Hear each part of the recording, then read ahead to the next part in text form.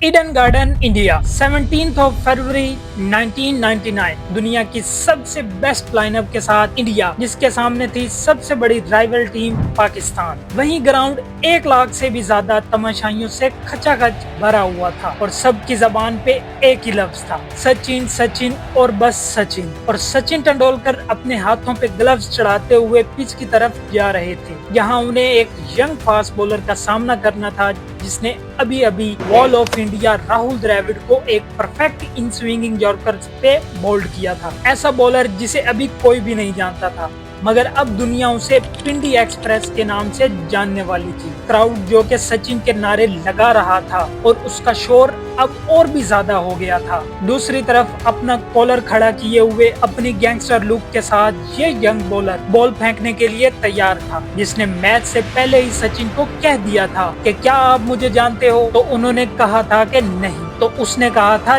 जल्द जान जाओगी। उस यंग स्पीड गन ने 30 मीटर के रनअप से बॉल करवाई जो कि एक दफा फिर से परफेक्ट इन स्विंगिंग यॉर्कर था और सचिन बोल्ड हो जाता है।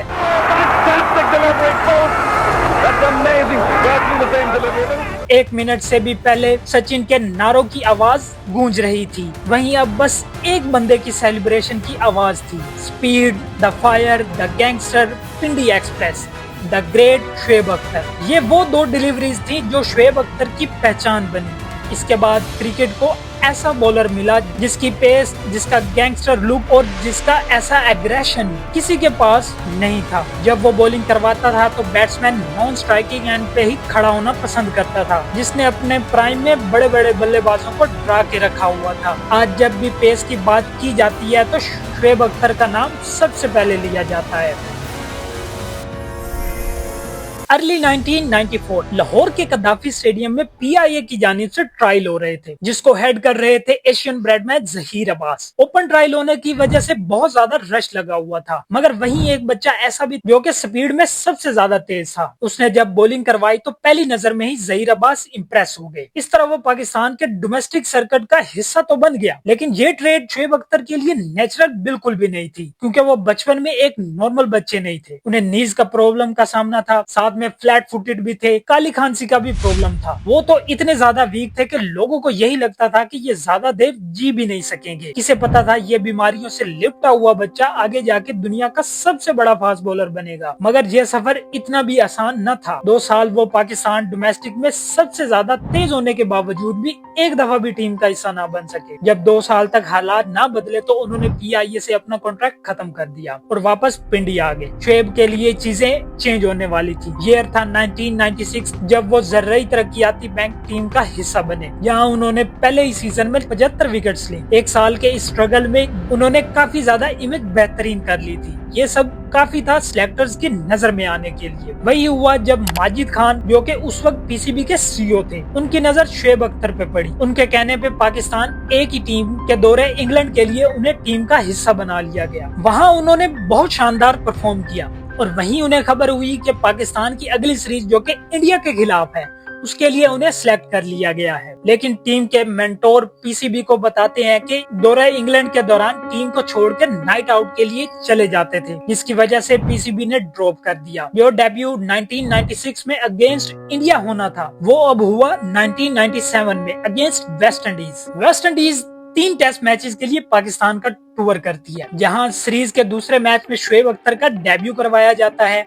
Shoaib Akhtar, I have seen him bowling pretty fast in the first class matches here. Debut match में वो कुछ खास परफॉर्म नहीं कर पाते, लेकिन तेज रफ्तार बॉलिंग ने कोच को इम्प्रेस कर दिया था। इस सब के बावजूद भी टीम का हिस्सा बनना इतना आसान न था, क्योंकि उस टाइम पाकिस्तान के 2 वेटरन बॉलर वसीम और वकार टीम का हिस्सा थे। उनके होते हुए टीम में जगह बना पाना कोई आसान काम न था। वहीं नेक्स्ट टूर्नामेंट में शोएब अख्तर को ड्रॉप कर दिया गया और पाकिस्तान टीम बहुत खराब परफॉर्म करती है। साथ ही फिक्सिंग के इल्जाम भी लगे जो कि टीम कैप्टन वसीम अकरम पे लगे। उसके चलते वसीम अकरम काफी टाइम पाकिस्तान टीम से बाहर रहे।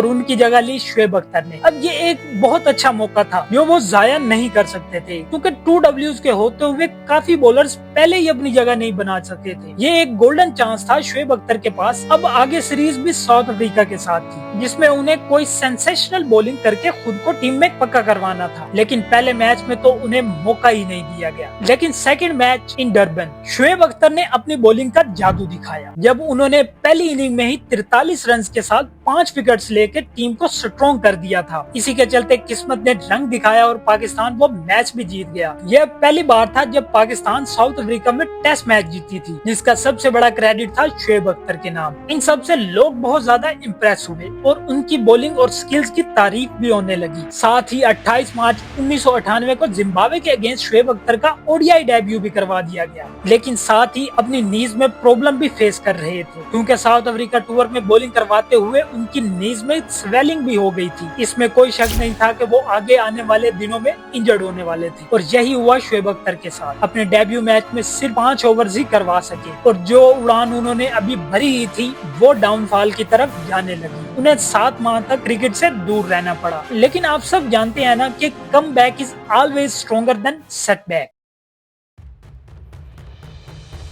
शोएब अख्तर के रिकवर होने के बाद उनका नाम आया एशियन टेस्ट चैंपियनशिप में, जिसमें पहला मैच ही था पाकिस्तान वर्सेस इंडिया, जिसमें शोएब अख्तर का होना बहुत ज्यादा जरूरी था, क्योंकि इसी टेस्ट मैच से शोएब अख्तर का कैरियर बनने वाला था। शोएब अख्तर को वकार यूनिस की जगह पे मौका दिया गया, क्योंकि वकार लास्ट मैच में कुछ खास परफॉर्म नहीं कर पाए थे। पाकिस्तान ने टॉस जीता और पहले बैटिंग की, लेकिन पूरी टीम 185 के टोटल पे ढेर हो गई। लेकिन जब इंडिया बैटिंग करने आया तो यहाँ भी पाकिस्तान पे डोमिनेट कर रहा था, क्योंकि उन्होंने 3 विकेट्स गवा के 143 रन बना लिए थे और 50 ओवर्स का खेल खत्म हो चुका था। इसी सब के चलते वसीम अकरम शोएब अख्तर को वापस अटैक पे ले आते हैं, जो कि अपने पहले स्पेल में वीवीएस लक्ष्मण की विकेट ले चुके थे। लेकिन इंडिया फुल कॉन्फिडेंट था, क्योंकि क्रीज पे 2 सेट बैट्समैन खड़े थे, रमेश और द्रविड़। मगर शोएब अख्तर ने सिर्फ 2 बॉल्स ही ली पूरे मैच को बदलने के लिए। पहले राहुल द्रविड़ और फिर सचिन, जहां 143 पे 3 आउट थे। वहीं अब इंडिया 223 पे ऑल आउट हो चुकी थी। शोएब अख्तर ने उस इनिंग में 71 रन देके 4 विकेट्स ली।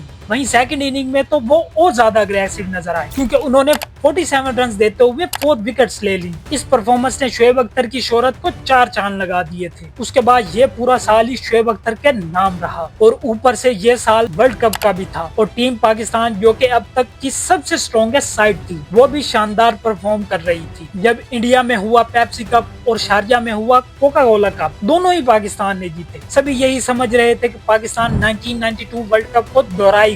ऊपर से पाकिस्तान के पास पिंडी एक्सप्रेस भी था, जो कि किसी मैच का पांसा पल भर में पलट सकता था, और हुआ भी कुछ यूं ही। वर्ल्ड कप के स्टार्ट में ही शोएब अख्तर ने शानदार परफॉर्म किया और पहले 10 मैचेस में 16 विकेट्स ले ली। उनकी स्पीड को देखते हुए उन्हें वर्ल्ड कप के दौरान ही खिताब मिला। रावलपिंडी एक्सप्रेस था। पाकिस्तान शानदार परफॉर्म करते हुए फाइनल में जाता है, लेकिन पाकिस्तान फाइनल में बुरी तरह से फ्लॉप नजर आता है, और यहाँ से टीम पे सवाल भी शुरू हो चुका था। साथ में शोएब अख्तर के लिए भी कुछ चीजें सही नहीं रहने वाली थी। वर्ल्ड कप हारने के बाद टीम पे फिक्सिंग के एलिगेशन लगने लगे, लेकिन शोएब अख्तर पे उसके बाद ना उससे पहले कोई ऐसा इल्जाम भी नहीं लगा। मगर स्टार्ट 1999 का अच्छा था, लेकिन फिर उनका बॉलिंग एक्शन रिपोर्ट हुआ, जिसकी वजह से उन्हें काफी टाइम क्रिकेट से दूर रहना पड़ा। साल 2000 में एक्शन तो क्लियर हो गया, मगर चीजें फिर भी ना बदल सकी। पहले नी इंजरी और फिर साथ में डिप्रेशन, इस सब से शोएब अख्तर को काफी ज्यादा डिस्टरबेंस का सामना करना पड़ा। मगर 2001 में उन्होंने न्यूजीलैंड के अगेंस्ट ओडीआई में 5 लेके अपने कमबैक का ऐलान कर दिया। जिस पेस से वो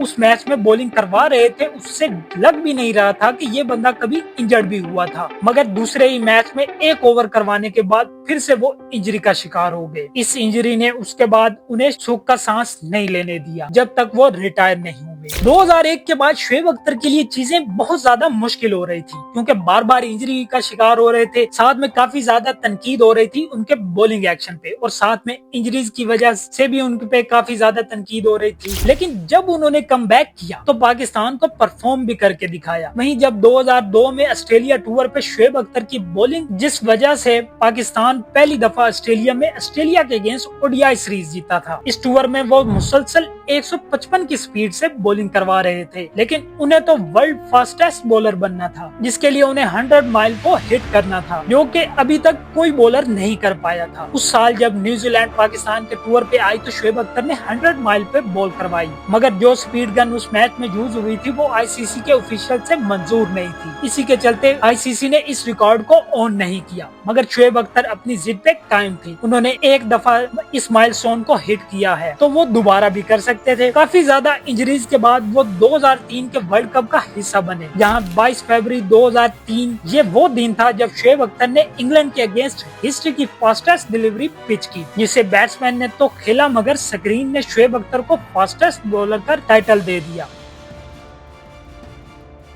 इस वर्ल्ड कप के बाद शोएब अख्तर अपने डाउनफॉल का शिकार हुए, लेकिन वहीं हम सब ने उनके रियल फेस भी देखा, जिसे हम सभी पसंद भी करते हैं, उनका गैंगस्टर लुक। वो क्रिकेटर कम और स्ट्रीट फाइटर ज्यादा लगते थे। कभी किसी प्लेयर को गालियां दे के बैंड लगवा लेते थे, तो कभी कैप्टन और कोच से ही लड़ पड़ते थे, जिसकी वजह से वो टीम से ड्रॉप्ड होते रहे। वहीं 2005 में जब उन्होंने कमबैक किया तो ऐसी परफॉर्मेंस दी जिसने उनकी खोई हुई रेपुटेशन को दोबारा उजागर कर दिया, जब उन्होंने इंग्लैंड के अगेंस्ट 3 मैचेस में 17 विकेट्स ले ली, लेकिन ये ज्यादा देर ना चल सका। डोपिंग टेस्ट पॉजिटिव होने की वजह से उनपे 2006 में पीसीबी ने 2 साल के लिए बैंड लगा दिया, लेकिन शोएब अख्तर जैसे बॉलर को ज्यादा देर बाहर रख पाना कोई आसान काम ना था। 1 साल के बाद ही उन्होंने साउथ अफ्रीका के अगेंस्ट कमबैक किया और अपनी शानदार परफॉर्मेंस के चलते उन्होंने वर्ल्ड कप 2007 के लिए अपनी सिलेक्शन भी करवा ली, लेकिन फिटनेस टेस्ट पास ना करने की वजह से उन्हें टीम में शामिल नहीं किया गया। उनपे 5 साल का बैन लग गया जब उन्होंने मोहम्मद आसिफ को बैट मार दिया था, जिससे उनकी रेपुटेशन काफी ज्यादा खराब हो गई थी और साथ में वार्निंग और जुर्माना भी अदा करना पड़ा। लेकिन फिर भी 2011 के वर्ल्ड कप में उनको टीम का हिस्सा बनाया गया, मगर न्यूजीलैंड के अगेंस्ट मैच उनके करियर का आखिरी मैच साबित हुआ। वो रिटायर हो गए। आज 18 साल बाद भी शोएब अख्तर का फास्टेस्ट बॉलिंग का रिकॉर्ड आज भी कायम है, जिसे आज तक